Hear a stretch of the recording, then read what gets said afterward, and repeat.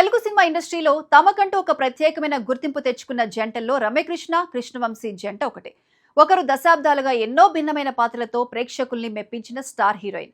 మరొకరు కథలో కుటుంబం, భావోద్వేగం, సామాజిక అంశాలను తనదైన శైలిలో చూపించిన దర్శకుడు. వీరిద్దరి ప్రయాణం సినిమా దగ్గర మొదలై జీవిత భాగస్వాములుగా మారటం వరకు వెళ్ళింది. కానీ వారి కథలో ఆసక్తికరమైన విషయం ఏంటంటే ఇద్దరు ఒకే ఇండస్ట్రీలో ఉన్నప్పటికీ తమ తమ కెరీర్ను ప్రత్యేకంగా నిర్మించుకున్నారు. రమ్యకృష్ణ 1970 సెప్టెంబర్ 15న చెన్నైలో జన్మించారు.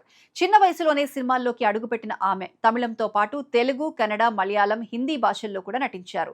తెలుగులో కె. విశ్వనాథ్ దర్శకత్వంలో వచ్చిన సూత్రధారులు ఆమెకు మంచి గుర్తింపు తీసుకొచ్చిన సినిమాల్లో ఒకటి. ఆ తర్వాత కె. రాఘవేంద్రరావు దర్శకత్వంలో చేసిన సినిమాలతో ఆమె స్టార్ హీరోయిన్ గా ఎదిగారు. చిరంజీవి, బాలకృష్ణ, వెంకటేష్, నాగార్జున వంటి అగ్ర హీరోలతో కలిసి నటిస్తూ తనకంటూ ప్రత్యేకమైన స్థానాన్ని సంపాదించుకున్నారు. రమ్యకృష్ణ కెరీర్లో ఒకే తరహా హీరోయిన్ పాత్రలకే పరిమితం కాకుండా విభిన్నమైన పాత్రలు చేయటం చాలా కీలకంగా మారింది. హీరోయిన్ గా కనిపించిన ఆమె తర్వాత నెగిటివ్ షేడ్స్ ఉన్న పాత్రలు కూడా అద్భుతంగా పోషించారు.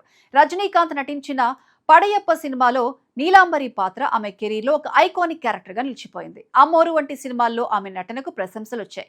ఇక నాగార్జునతో కలిసి చేసిన అన్నమయ్య, ఇతర సినిమాలు ఆమెకు నటిగా మరింత బలమైన గుర్తింపును తీసుకొచ్చాయి. ఇక మరోవైపు కృష్ణవంశీ అసలు పేరు పసుపులేటి వెంకట బంగారాజు. 1962 జూలై 28న తాడేపల్లిగూడెంలో జన్మించిన ఆయన దర్శకుడిగా ఎదగడానికి ముందు అసిస్టెంట్ డైరెక్టర్ గా పనిచేశారు. రామ్ గోపాల్ వర్మ దగ్గర పనిచేసిన అనుభవం ఆయన సినీ ప్రయాణంలో కీలకమైన దశ. ఆ తర్వాత 1995లో గులాబీ సినిమాతో దర్శకుడిగా పరిచయమయ్యారు. మొదటి సినిమాతోనే తన కథ చెప్పే విధానం, పాత్రలను డిజైన్ చేసే పద్ధతితో ప్రత్యేకమైన గుర్తింపు తెచ్చుకున్నారు. కృష్ణవంశీ కెరీర్లో అసలు మలుపు 1996లో వచ్చిన నిన్నే పెళ్లాడతా. ఈ సినిమా అప్పట్లో భారీ విజయాన్ని సాధించడంతో ఆయన పేరు ఇండస్ట్రీలో మరింత బలంగా వినిపించింది. ఆ తర్వాత సింధూరం, అంతఃపురం, మురారి, ఖడ్గం, శ్రీ ఆంజనేయం, రాఖీ, చందమామ, మహాత్మా వంటి సినిమాలతో తనదైన ముద్ర వేశారు.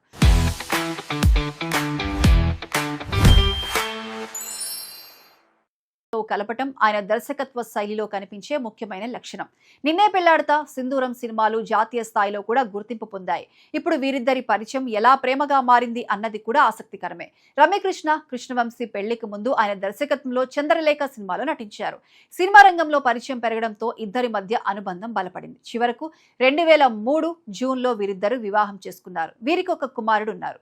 పెళ్లి తర్వాత కూడా రమ్యకృష్ణ తన కెరీర్ను ఆపలేదు. ఒకవైపు కుటుంబ జీవితాన్ని కొనసాగిస్తూనే మరోవైపు సినిమాల్లో తన పాత్రలను ఎంచుకుంటూ ముందుకు వెళ్లారు. ముఖ్యంగా బాహుబలి సినిమాలో రాజమాత శివగామి పాత్ర ఆమె కెరీర్ను మరో స్థాయికి తీసుకువెళ్లింది.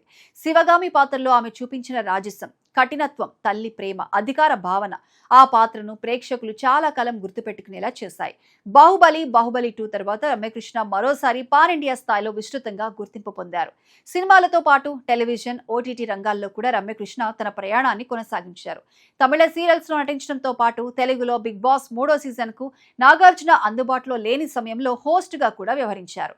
2021లో కమల్ హాసన్ అనారోగ్య కారణంగా అందుబాటులో లేని సమయంలో బిగ్ బాస్ తమిళ్ 5వ సీజన్ కు కూడా ఆమె హోస్ట్ గా వ్యవహరించారు.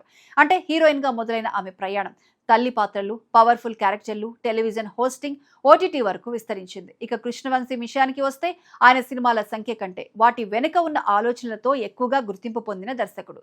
గులాబీ నుంచి నిన్నే పెళ్లాడతా, సింధూరం నుంచి ఖడ్గం, మురారి నుంచి చందమామ వరకు ఆయన సినిమాల్లో కథతో పాటు పాత్రలకు కూడా ప్రాధాన్యత కనిపిస్తుంది. ఆయనకు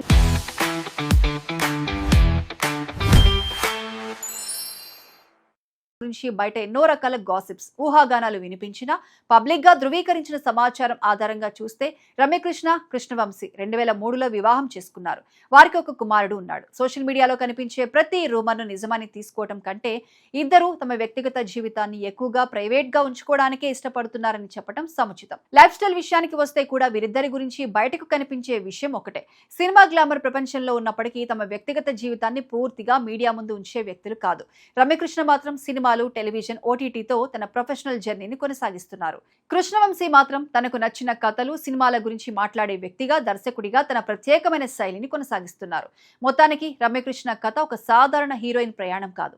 బాలనటిగా ప్రారంభమైన కెరియర్ నుంచి స్టార్ హీరోయిన్ గా, విలన్ పాత్రల నుంచి శివగామి లాంటి చారిత్రాత్మక పాత్ర వరకు సాగిన సుదీర్ఘ ప్రయాణం. అలాగే కృష్ణవంశీ ప్రయాణం కూడా అసిస్టెంట్ డైరెక్టర్ స్థాయి నుంచి గులాబీతో దర్శకుడిగా ఎదిగి నిన్నే పెళ్లాడతా, సింధూరం, ఖడ్గం, మురారి వంటి సినిమాలు సినిమాలతో తెలుగు సినిమా చరిత్రలో తనదైన ముద్ర వేసిన ప్రయాణం. వీరిద్దరి జీవితాలను కలిపే విషయం కేవలం పెళ్లి మాత్రమే కాదు, సినిమా మీద ఉన్న ప్రేమ, తమ తమ రంగాల్లో ఎన్నో సంవత్సరాలుగా కొనసాగుతున్న ప్రయాణం. అందుకే రమ్యకృష్ణ కృష్ణవంశీ జంట గురించి మాట్లాడితే అది ఒక స్టార్ హీరోయిన్, ఒక దర్శకుడి కథ మాత్రమే కాదు, సినిమా అనే ప్రపంచంలో తమకంటూ ఒక ప్రత్యేకమైన అధ్యాయం రాసుకున్న ఇద్దరు వ్యక్తుల కథ.